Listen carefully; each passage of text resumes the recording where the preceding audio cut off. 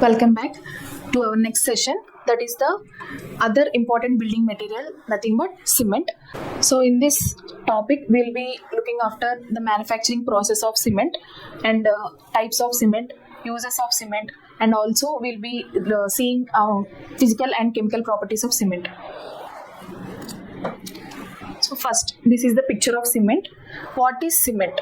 Cement is the binding material. So for example, if you take concrete, cement is the main ingredient in the concrete. So in concrete, will be composed of cement plus sand plus aggregates plus water. So here we are having two solid materials, those are sand and aggregates. To bind that materials, we have to have some binding agent. So we will be using cement as the binding agent to bind the aggregates which are present in the concrete. So cement is a fine grey powder that acts as a binder. The main role of cement, apart from giving strength, is used as binder.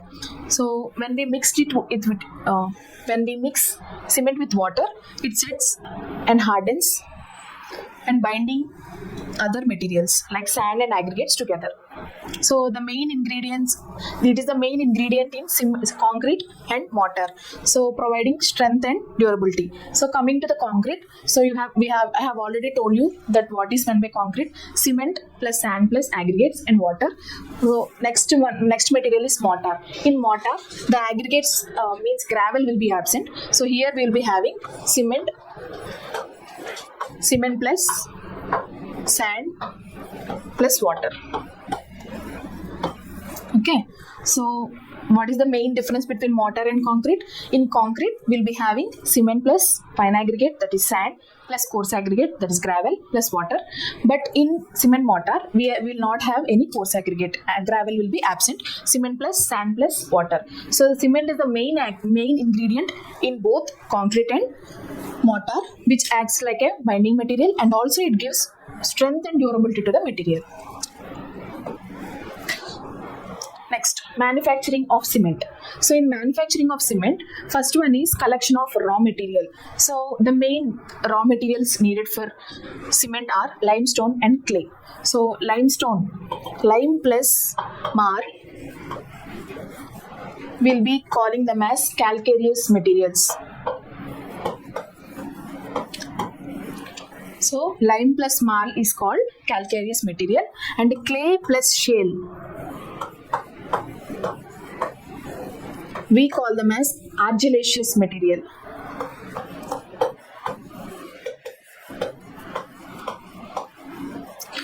So cement is the mixture of calcareous and argillaceous materials. So calcareous materials are lime and marl. We are calling them as calcareous material. Why? Because they are having calcium in it.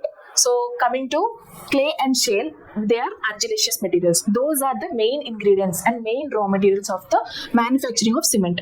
Coming to next step, crushing and grinding. So as we already know, when we take the limestone or clay as a ore, or marl or shale as a ore, we will be getting them as we may not get them as powder form. So we have to crush them and grind into fine powder. That is called raw meal. So the mixing and grinding of these materials, the ore from ore, is called crushing and grinding. That mixture is called raw meal. So after the step of grinding, next step is mixing. So in mixing, the uniform composition of lime and clay are mixed thoroughly to ensure the proper and uniform mixture. So after the mixing stage, next one is heating. So the mixture of clay and lime will be sent into the kiln. Kilns are some type of silos which have high temperatures, which will be, here we will be taking rotary kiln which has temperature more than it is approximately 1450 degrees centigrade. So imagine So the heat produced by that kiln, so they are very at high temperatures. So for example, if you take 100 degree only, we may not bear that 100 degree temperature only. So if you think about 1450 degrees centigrade, it's more than 14 times, right? So it's very high temperature. So at very high temperature, we have to heat the materials that are lime and clay. So to form clinker, so when we send the powder of clay and limestone into the kiln and heat it at high temperatures, we will be getting some small balls. So we'll be getting some round balls, that is called clinker. So clinker, after that clinker is formed, we have to cool the clinker. So after the process of cooling, we have to send it for grinding and packing. So the clinker, the hard balls of clinker is powdered, and after powdered, we have to add gypsum to the clinker. So final cement is produced. Why we have to add gypsum? Not more percentage also. We have to add 2 to 3% of gypsum to the clinker. So we have to add 2 to 3% of gypsum to the clinker to delay the setting time. So setting time, what is meant by setting time and all, we'll be seeing in next slides. So to delay the setting time, we have to use gypsum. We have to add gypsum to the clinker. So we'll be getting the final cement. Then after getting the final cement, we'll be taking the cement for packing purpose. So these are the manufacturing of cement. First, we have to take the raw material and crush and grind the material. After crushing and grinding, proper mixing should be done to ensure we get a uniform mix. And after mixing the material, heating should be done. So when we heat the limestone and clay, we'll be getting some hard balls called clinker. So after cooling the clinker, we have to add 2 to 3% of gypsum to the clinker and make it again fine powder. That is the final output cement. So this is the setup, this is the flow chart of manufacturing process. Here we'll be taking clay and limestone as raw materials. We'll be feeding them to the raw mill, and here it will be transferred to the preheaters from their rotary kiln. This is the place where we are having high temperatures, rotary kiln.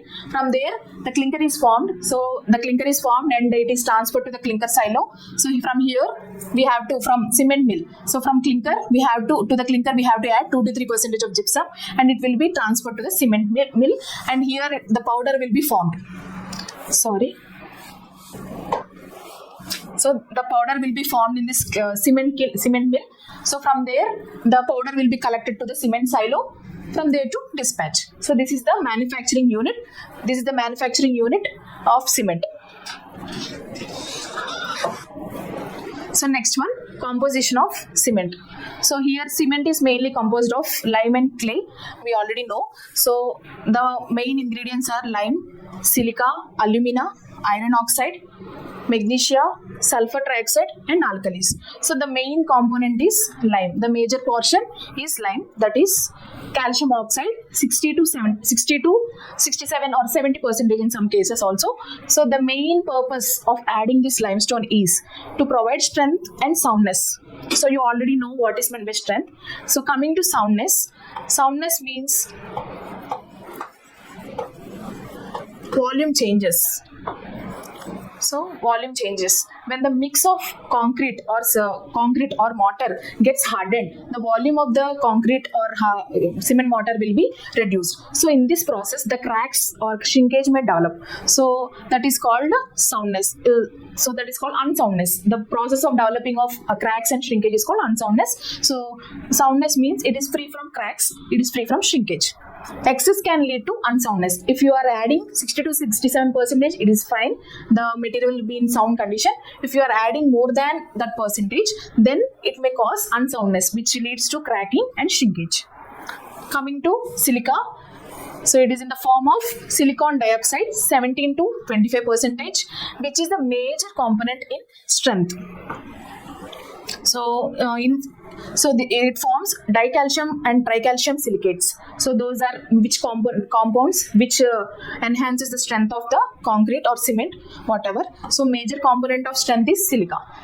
Next one, alumina. It is in the form of aluminium dioxide, Al2O3, 3 to 8%, helps in quick setting and improves sulfate resistance. Quick setting. So what is meant by setting? Setting means, so for example, if you take the concrete or cement mortar mix, so the time taking from mixing to placing, the time gap between mixing of the concrete to the placing of the concrete is called setting time. So this alumina will be used for quick setting. It helps in quick setting of the cement. For example, if you mix the concrete and place it for setting it, if it is taking more than 10 hours or 20 hours, so we might not protect it from outside temperature or rainfall or etc. atmospherical agents. So that's why there should be some where it should set as quick as possible.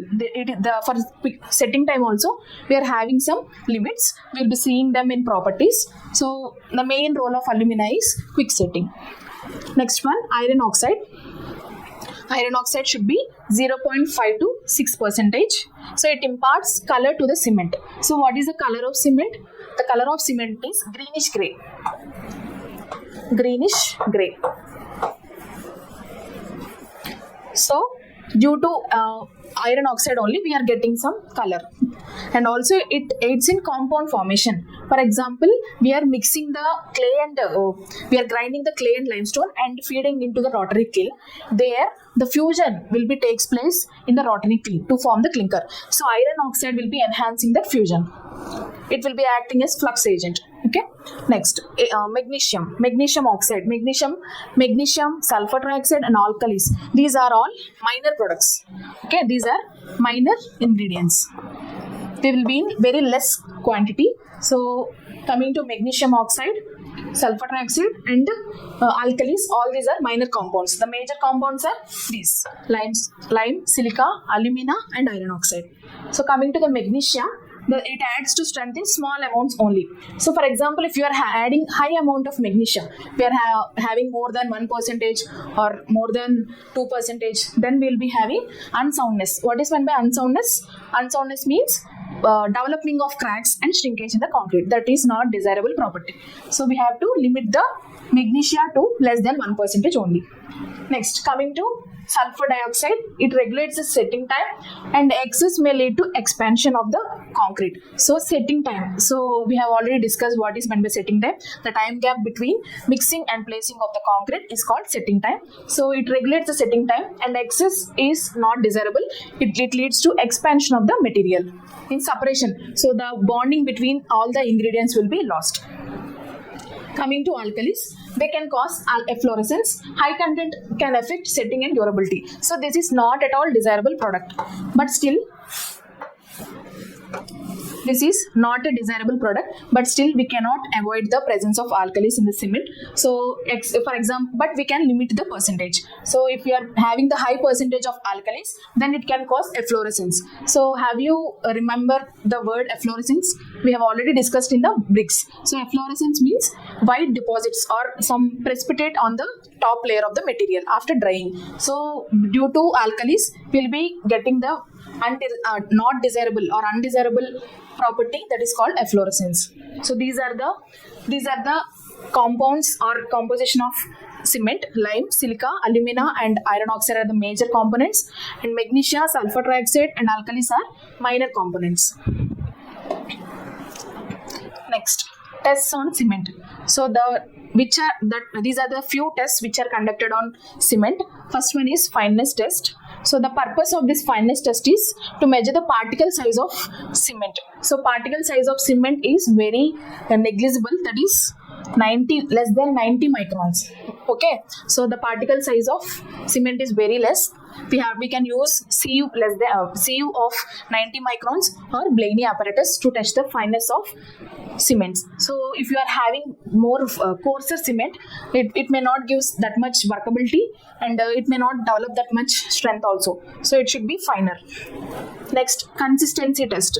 So to find the water content for standard paste, when we mix the cement with sand or sand and water, that is called cement mortar, or cement paste, cement with water, cement paste. We have to find the water content required for the paste. We are using equipment or apparatus, that is WCAT apparatus. Next one, setting time. So in setting time, we are having two types of setting. First one is initial setting and second one is final setting.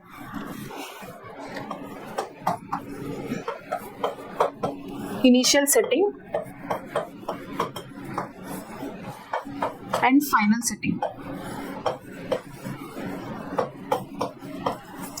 So initial setting means the time gap between mixing and placing. That is called initial setting.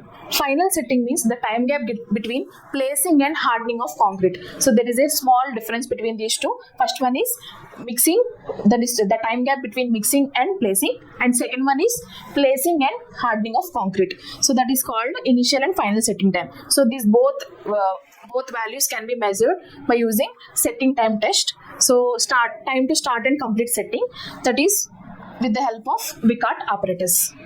Next one, soundness. So as we have already discussed about the soundness, volume changes of the cement paste will be checked in this test. So check volume stability after setting. So after setting, how the cement is changing its volume will be tested in soundness test. So Leach-Atlier's apparatus is used.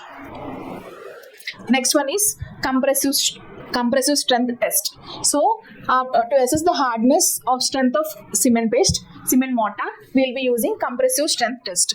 So here compressive testing machine CTM is used. So here we will be preparing the cement mortar paste, cement mortar, that is cement plus sand plus water, and we will be placing them into molds. So the molds will be tested for compressive strength for 3 days, 7 days and 28 days. So these are the tests conducted on the cement. So coming to next concept, that is physical properties of cement. So physical properties of cement are, first property is color. So the color should be uniform. What is the color of cement? It should be in greenish gray. Greenish gray color.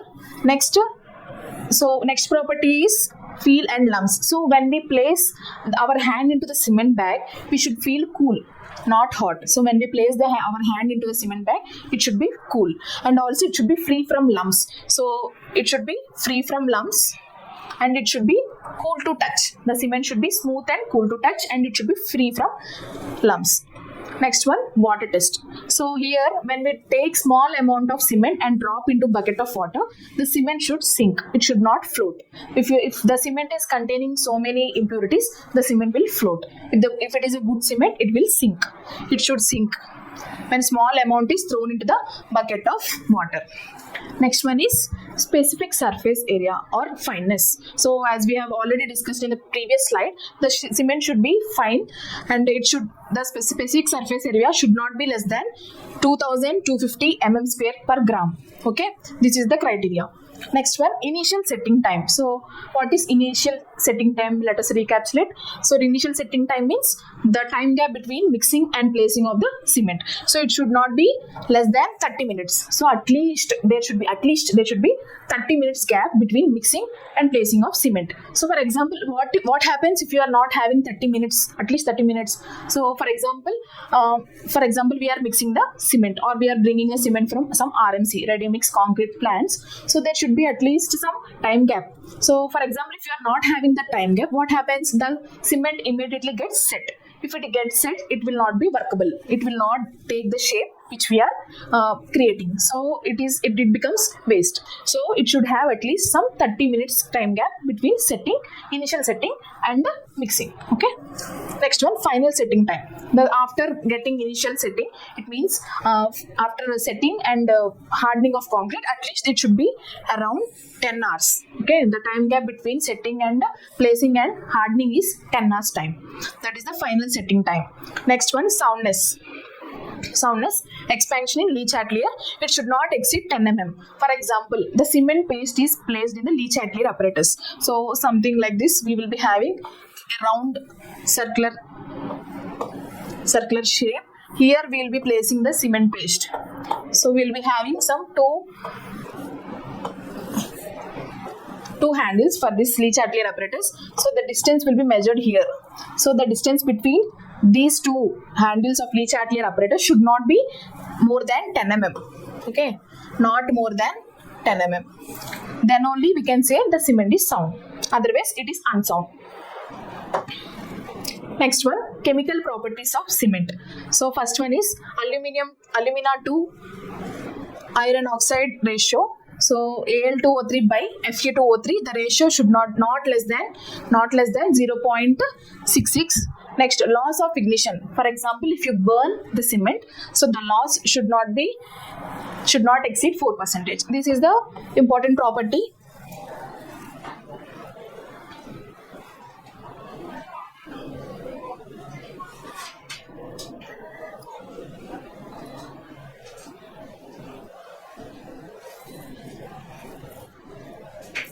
Loss of ignition. So when we heat the cement, the loss should not be more than 4%. It is mostly asked in many competitive exams also, this question.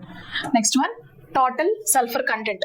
It should not be greater than 2.75%. So what happens if you are having sulfur content in composition slide also we have discussed that sulfur is not a desirable property. So it should be limited to less than 2.75% only.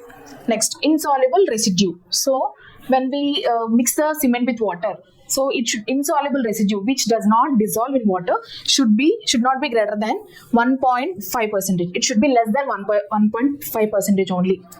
Next one, magnesia content.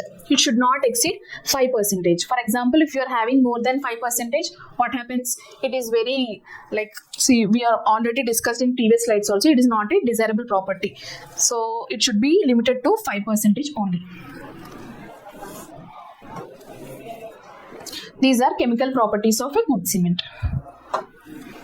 Next one, types of cement. So we are having so many types of cement. Here we have taken a few. So first one is ordinary Portland cement. So that is the general purpose cement or commonly used cement is called ordinary Portland cement. Why we are calling that as Portland cement means, so after hardening of cement, it represents or it is showing some shape like a sandstone which is in Portland, a statue which is in Portland. So they have named that as ordinary Portland cement. So that is most common and general construction. Generally, this is the cement which is very common. We will be using in every construction we construct. Next one is Portland pozzolana cement. So the main purpose of using this cement is slower setting time and more durable. It is more durable. It is lifespan is more and also slow setting time. For example, it is used for dams, marine structures, mass concreting. So marine structures means which are constructed on the water, and also mass concreting means heavy structures which involves so much of concrete. We need Portland pozzolana cement. Next one, rapid hardening cement. The name itself is telling that it should get harder after placing. So to achieve high strength quickly. So this should be used for road repair works and precast works. So road repair works cannot be taken much time, right? So we cannot stop vehicles for more time. So we have to get the construction work or repair work to be done as early as possible. So there we can use rapid hardening cement, which gives high strength quickly. Next one is low heat cement.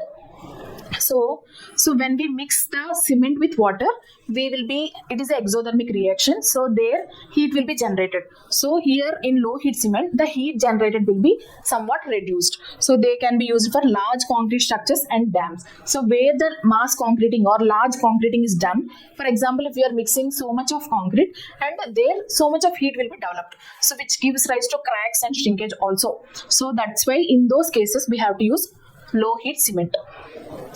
Next one is sulfate resistant cement. So it should resist the sulfate attack.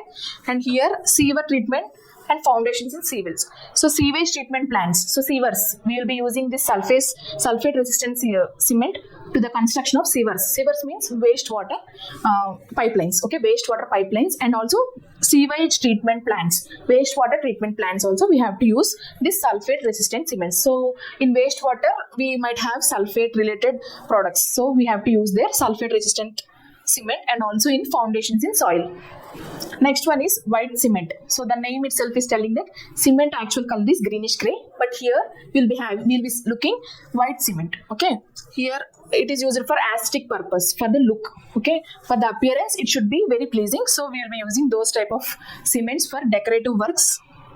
And also if you are using tiles, for example, if you are using some white tiles, the cement paste should be placed in between those tiles to fill the gaps. If you are using some black color greenish gray or black color paste or some red color, different colors we have. So if you are pasting those type of cements, it won't be that much pleasing. Okay, so for example, if you are using white color tiles, we have to use only white color cement to seal those gaps.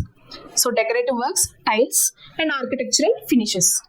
Next one is hydrophobic cement.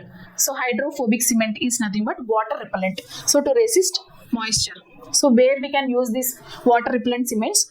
Rainy or humid areas or waterlogged conditions. Means, for example, we are having a place where the water is always getting stagnant there. So there we can use this hydrophobic cement, which does not allow the water to seep into the other layers. Okay, that is hydrophobic cement. Next one is high alumina cement. So here in high alumina cement, fast setting and heat resistance. So in composition also we have seen the alumina. Alumina will be regulating the quick setting. So if you are increasing the percentage of alumina, the setting time will be little increased. So fast setting and heat resistance. They can be used in chemical plants and refractory works. So nuclear plants or chemical plants where high heat will be produced, there we will be using this type of high alumina cement. Next one, uses of cement. So here cement concrete production. Cement is used in concrete production. First one is concrete can be used in roofs, floors, roofs, lintels, beams, stairs and pillars. So we already know floor, roof and lintel. Lintel means it is a special type of beam which runs over doors and windows of the structure. So that is called lintel beam. And you already know horizontal members, beams, stairs, steps and pillars. So in this we'll be using cement for concrete.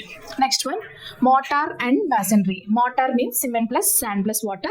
Here the mortar will be used for plastering purpose. So plastering means to coat the bricks. So for example, you are taking the second class bricks for partition.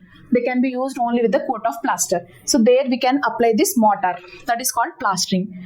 Pointing. So pointing means, for example, if you are having two bricks like this. So to join the bricks, here we have to add cement mortar paste. So that is called pointing. And pipe joints. So at the pipe, to join two pipes also we have to use the mortar. Next one, engineering structures like bridges, dams, tunnels, reservoirs and lighthouses. So all these are some reinforced concrete structures where we can use cement. Next one, precast manufacturing. So precast means already they will be prepared at some other place and brought to the site and erected at the site only. For example, if you are taking your house, some building, some beams or columns, etc., they are prepared at the site itself. Okay, but here precast are somewhere they will be manufacturing and bringing to the site. So those are piles. Piles are types of some foundation. For example, they will be in circular shape. Okay, circular shape. So whole cylindrical shape having circular cross section, those are called piles. They can be used for foundation. Next, pipes, garden seats, flower pots, fencing posts. All these are precast concrete or precast manufactured elements. Next one is specialized applications. They can be used, cement can be used for underwater constructions, colored finishes. So I've already told when I'm discussing about white cement, there will be some special type of cements called colored cements also to fill the gaps and some aesthetic point of view. Next, crack repair. So these are the uses of cement. So hope this session is useful to you, and in this session we have discussed about cement, its manufacturing process, types of cement and also uses of cement. Thank you.